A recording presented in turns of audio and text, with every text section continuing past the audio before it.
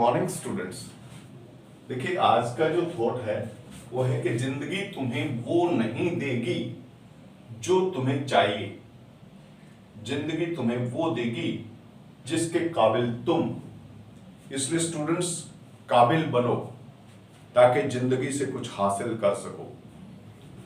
तो स्टूडेंट्स जैसे कि हमारी जनरल अभी चल रहा है और जनरल के अंतर्गत आपने जो जो क्वेश्चंस अभी तक किए हैं, यदि किसी को कोई दिक्कत है तो वो जरूर कमेंट बॉक्स में जो है मुझे बताए, मैं उसको दोबारा से वो क्वेश्चन जो है करवा सकता हूँ। और इसके अलावा जिन स्टूडेंट्स के पास बुक्स नहीं है वो बुक्स जो है ले लें और अपनी स्टडी को कैरी ऑन करें। देखिए आज का जो टॉपिक हमारा है वो special transaction relating to goods. Goods के बारे में आपको पता है कि goods are those things in which business deals, ठीक है ना। तो गुड्स से संबंधित कई सारे ट्रांजैक्शन होते हैं, स्पेशल ट्रांजैक्शन होते हैं, उनके बारे में हम जो है आज बात करने जा रहे हैं। सबसे पहले मैं आपसे बात करता हूं कि ड्राइंग्स इन गुड्स। देखिए पहली बात हमारी ड्राइंग्स इन गुड्स।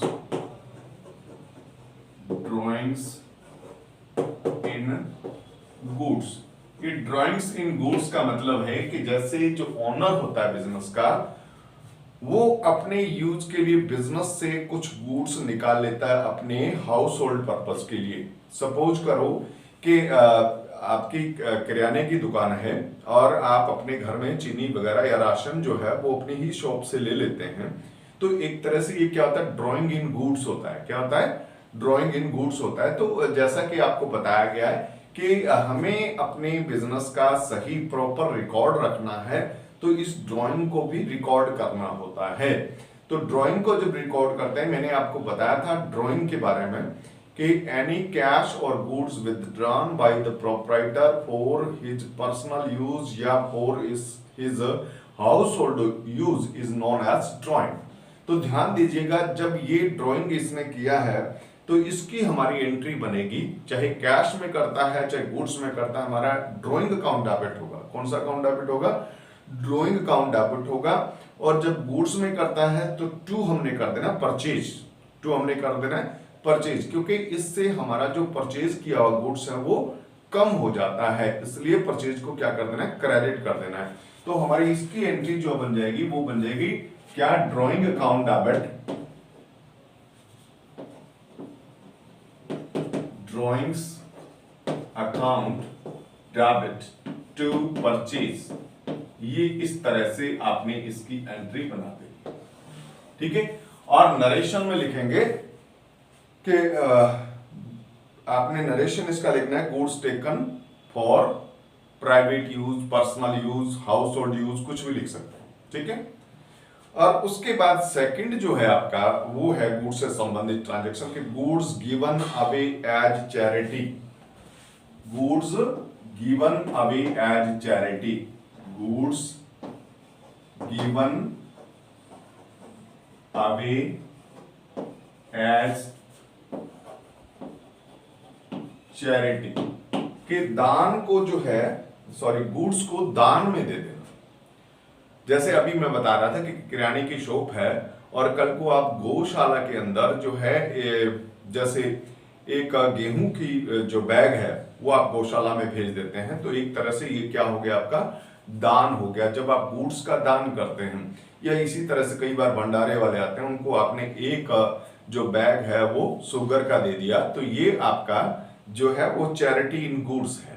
और चैरिटी इन गुड्स में आपका चैरिटी क्योंकि आपका एक्सपेंस है, और जब भी आपका गुड्स इस तरह से जाता है, यानी बेचते नहीं है बल्कि किसी और पर्पज में जाता है, तो वहां पर सेल अकाउंट क्रेडिट ना होकर के परचेज अकाउंट क्रेडिट होगा।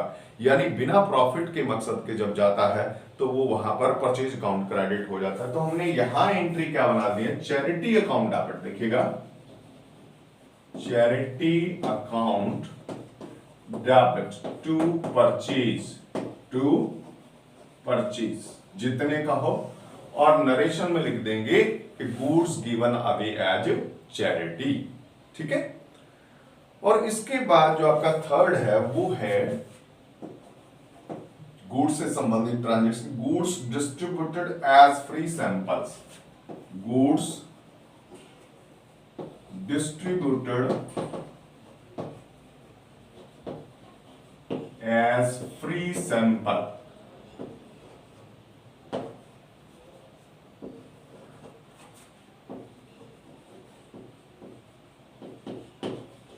देखिए फ्री सैंपल में गुड्स, जैसे आपने देखा हो कई बार एडवर्टीजमेंट के पर्पज से हम क्या करते हैं, अपने जो जिस गुड्स में हम डील करते हैं उस गुड्स का छोटा छोटा पाउच बना करके सैंपल के रूप में लोगों को देते हैं ताकि लोग उसको यूज करें और उसको उसकी क्वालिटी को पहचाने और उसके बाद आपके गुड्स की डिमांड करें।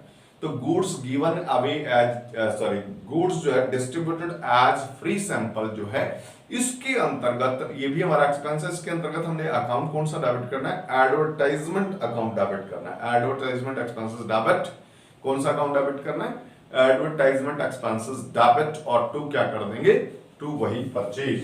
तो आपने यहां एंट्री करनी है एडवर्टाइजमेंट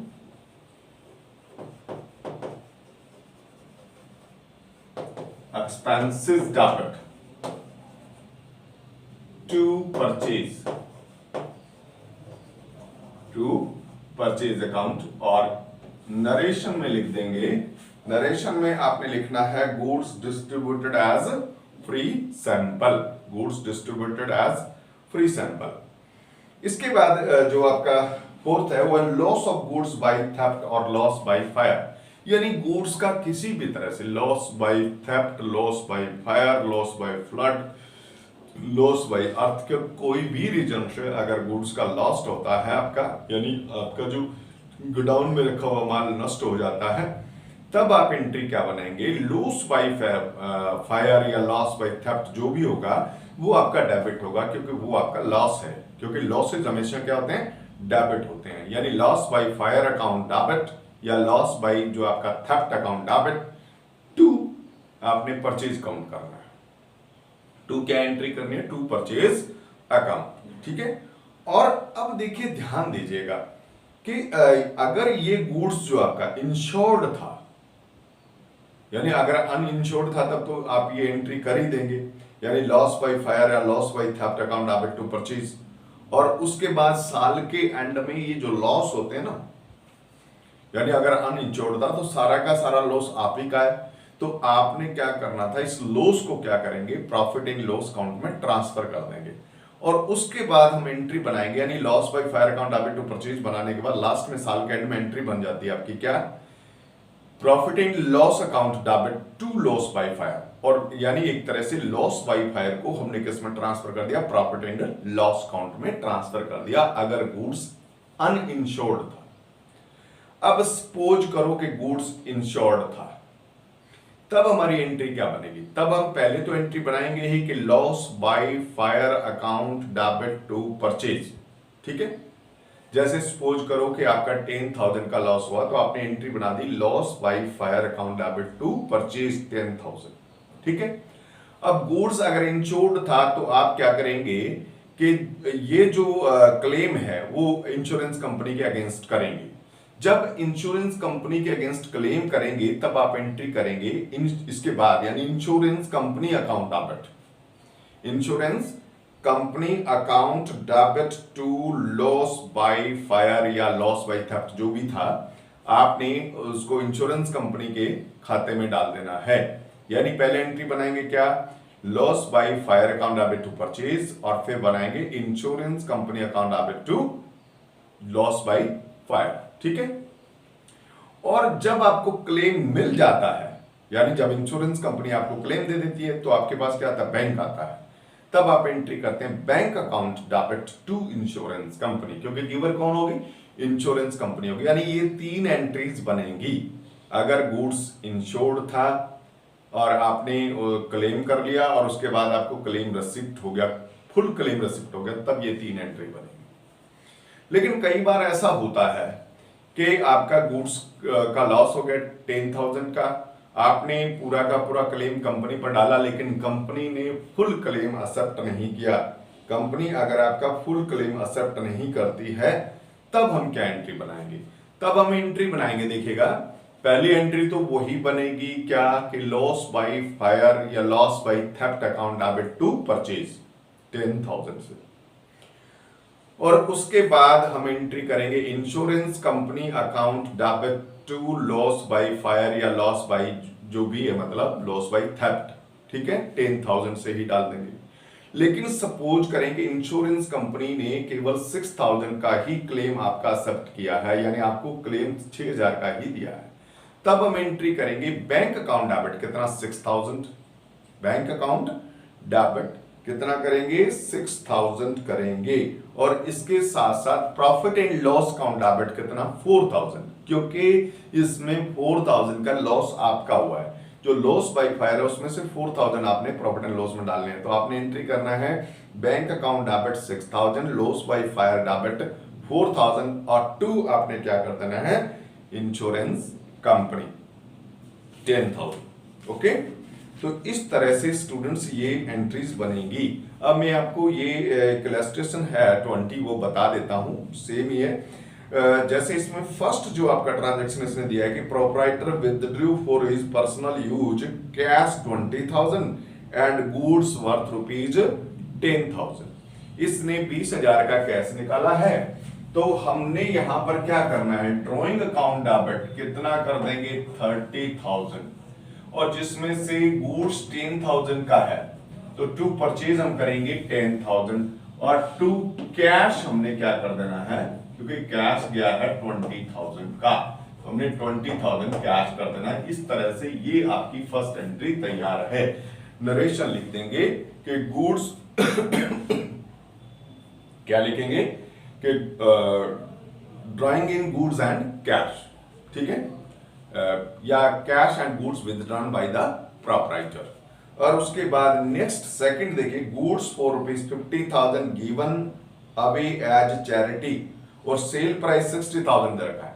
लेकिन एक मैं बात बता दूं आपको कि जब आप सेल नहीं करते हैं तो आप सेल प्राइस पे एंट्री नहीं करते हैं, बल्कि कॉस्ट प्राइस पर एंट्री होती है। जैसे आपने यहां पर क्या किया है कि गुड्स को 50,000 के गुड्स को चैरिटी के रूप में दिया, तो हमने एंट्री भी यही बनानी है 50,000 से चैरिटी अकाउंट डेबिट 50,000, और 2 हमने क्या कर देना है परचेज 50,000। इस तरह से यही एंट्री आपकी तैयार हो जाएगी। ओके, और उसके बाद थर्ड जो है goods worth ₹20,000 were distributed as free sample.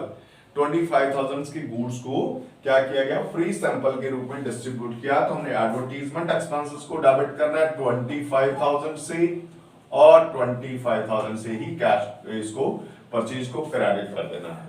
इस तरह से ये एंट्री भी आपकी बच जाएगी। इसके बाद हम आते हैं नेक्स्ट फोर्थ पे। इसने लिखा है कि goods worth ₹50,000 and cash ₹20,000 were stolen by an employee. तो इसकी जो एंट्री हम करेंगे वो करेंगे loss by theft account debit, loss by theft account debit, ठीक है, और 2 क्या करेंगे यहां पर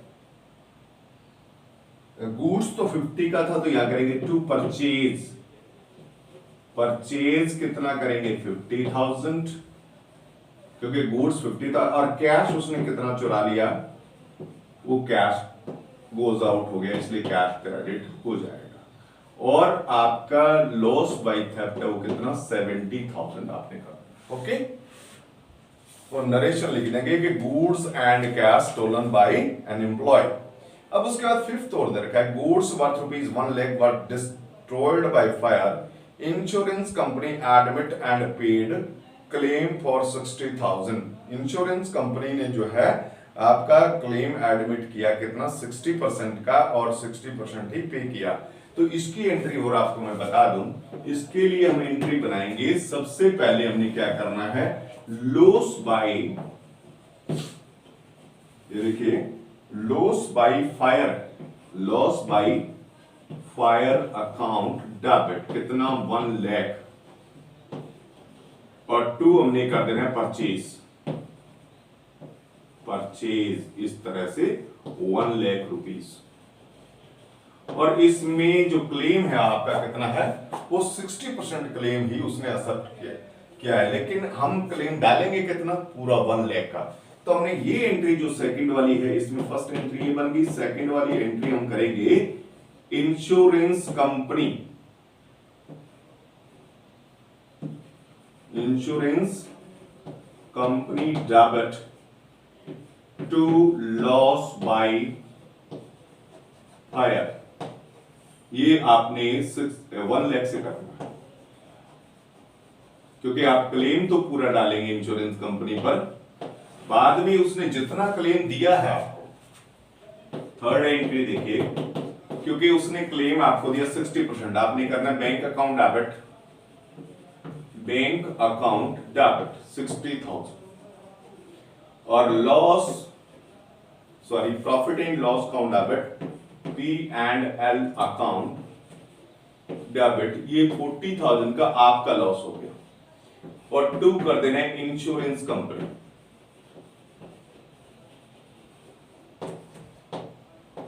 ये देखिए 1 लाख से आपने इंश्योरेंस कंपनी कर देना है, ठीक है। तो स्टूडेंट्स इस तरह से आपने ये सम्स करने हैं, और आपने 20 तक जो सम है उनको कंप्लीट करना है। Okay, all the best.